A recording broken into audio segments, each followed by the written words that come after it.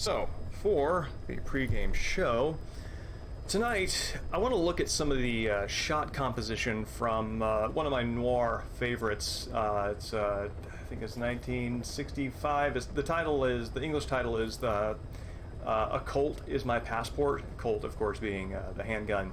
And the title referring to the fact that the storyline culminates in the main character trying to get out of the country because he did a hit job, and that's kind of what you do when you've spent your one currency of reputation in a country, and now you got to get out.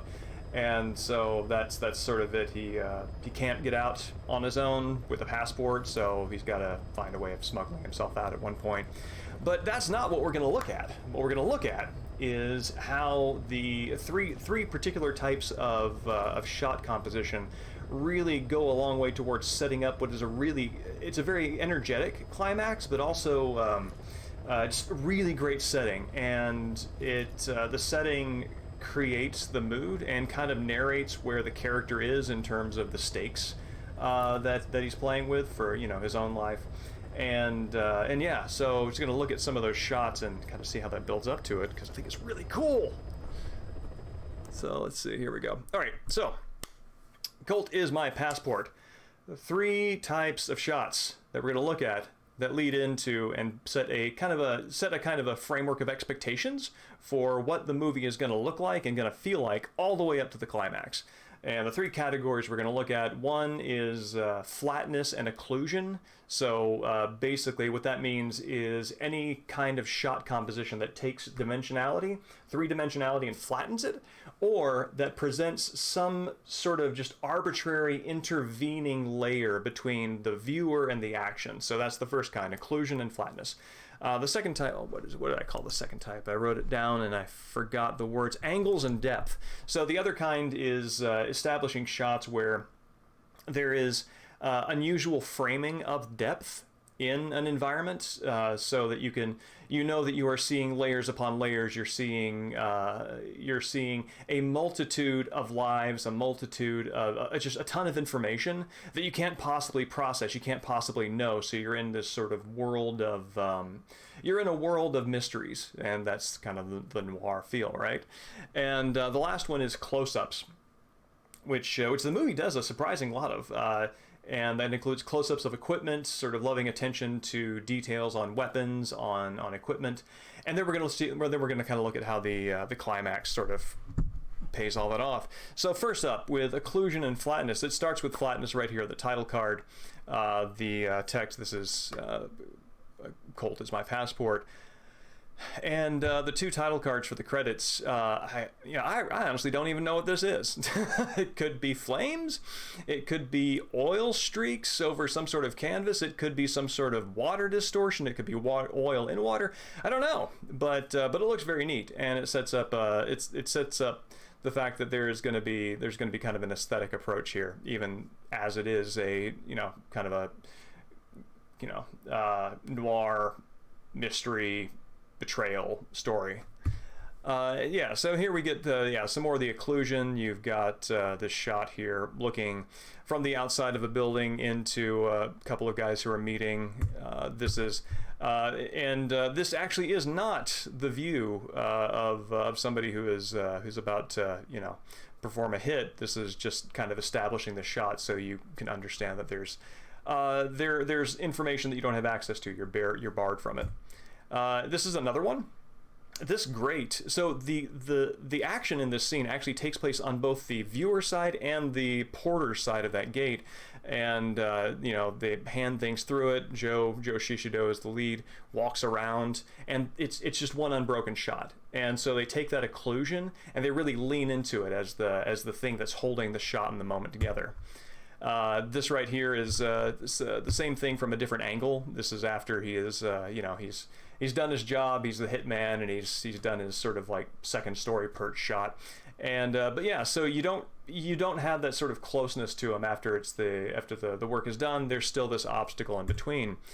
And also later there's a hostage handoff, and they take advantage of this sort of handrail for a gangway up to the deck. to do the same thing. And also here toward the end, there's a curtain that they kind of put in between the viewer and Joe, and you can kind of see there's a candle and a lamp foregrounded there. And so these are just some of the things that they use to establish flatness and occlusion as a narrating style, that there's this sort of cramped enclosure, there's and there's sort of claustrophobia of information. And then it goes, then it sort of leans into the other direction of like a lot of angles from a lot of establishing shots. So you've got this house there, you've got this really nicely framed view of some apartments from a rooftop, this view inside a restaurant, which is lovely. You can see everything is sort of framed kind of at an off-center through these partitions.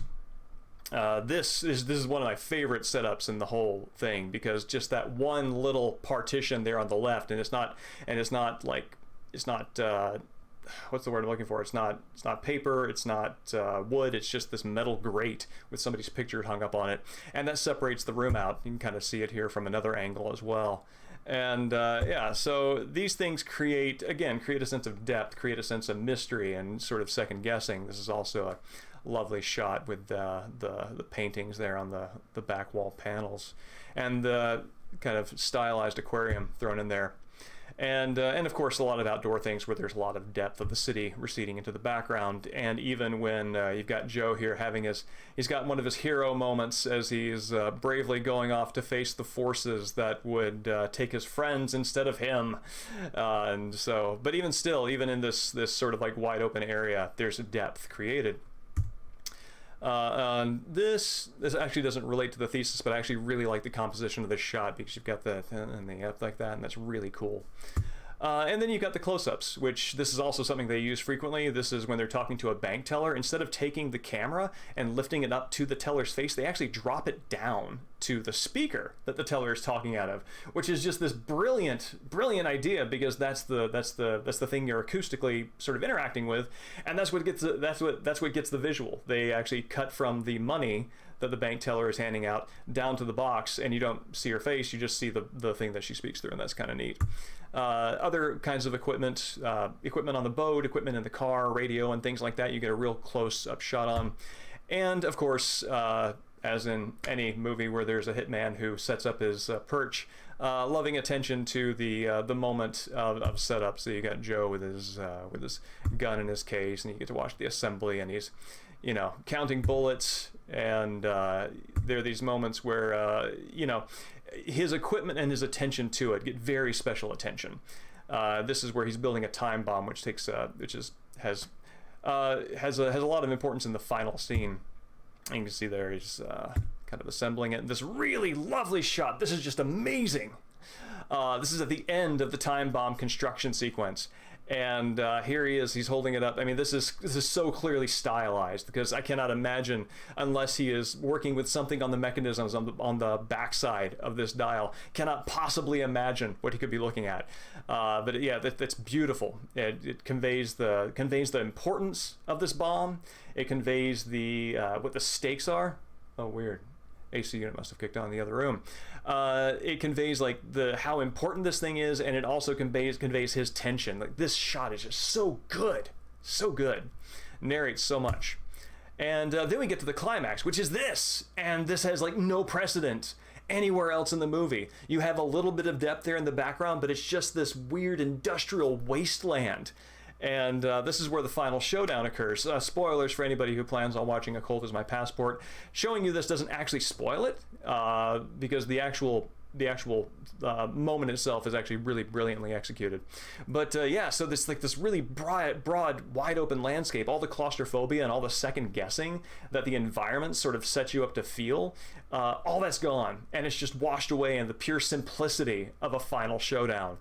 And here you have him setting up his trap. There's kind of it kind of reminds me of some of the sort of combat battle of wits that you see in, I think JoJo's Stardust Crusaders is the one that comes to mind in particular, because the day always goes to the smartest and strongest, not just the strongest.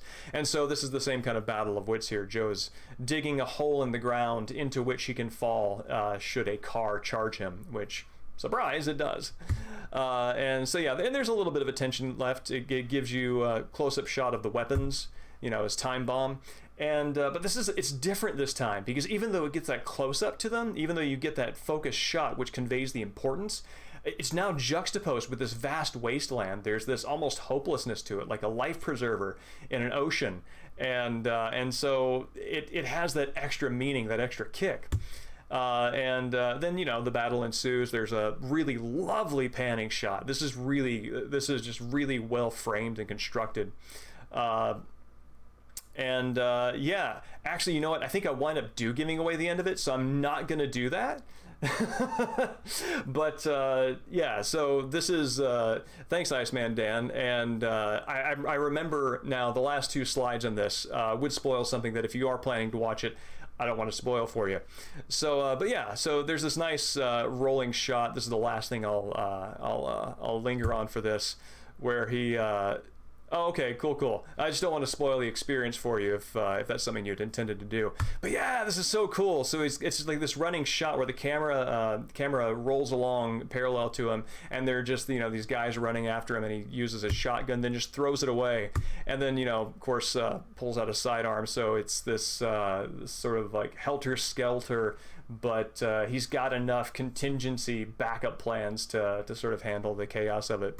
And then after all that, you've got him silhouetted on the background, and then it zooms back out from the perspective of the car, and it's just this it's like you can kind of see like Richard Dreyfuss from Jaws perspective, right? Like 100 meters off, and I mean, it almost looks like you're looking through a mouth there. And yeah, so it uses this big, broad, wide open space. There's a really nice suggestion of depth there on the left side with the power lines. And yeah, so it ends with a final attack. Again, I appreciate your consideration, Iceman Dan, but still, I think my point is made without ruining the last scene for you. Definitely go watch this for yourself. But yeah, so this is what is interesting to me about the cinematography of A Colt Is My Passport, which is that it uses these shots that suggest either such a myopic focus on something that you don't have the full picture, like focusing on the weapons, focusing on specific objects and items, or angles and depth that suggest hidden pockets of space, or flatness, which again suggests that there's just some extra element that you're not aware of, which works perfectly well for the noir feel. And then it all leads up to this, with this climax that happens in just this wide open plain. And I don't know if that has any kind of deeper significance. I think that probably somebody could draw more from that. I'm a little tired, so I'm not. I'm just pointing out that I think this is really cool, and it's a really good way of crafting a final moment that has extra impact. So, yeah, that's our pregame show, and now, yes, absolutely, the spaghetti western aesthetic. Actually, this is something I was reading up on Nikatsu's sort of film initiatives, their angles during the sort of Diamond Guys era, which is Joe Shishido, Hideaki Nitani, and Akira Kobayashi during his sort of like younger, like heartthrob actor years. And a lot of the action stuff that they're leaning on are like the spaghetti westerns and other westerns that have been very popular in America and Hollywood, and they just sort of brought them over and did their own style with it. And I mean, one of the things that I do like about Japanese cinematography in general is the variety of perspectives, the vacillation, and vacillation suggests wishy-washiness, the cycling. That's what I'm looking for. The cycling between flatness and dimensionality, and that's something that they bring uniquely to that kind of storytelling, and I think is great. So, with that in mind, let's hop over to some Metal Gear Solid 5.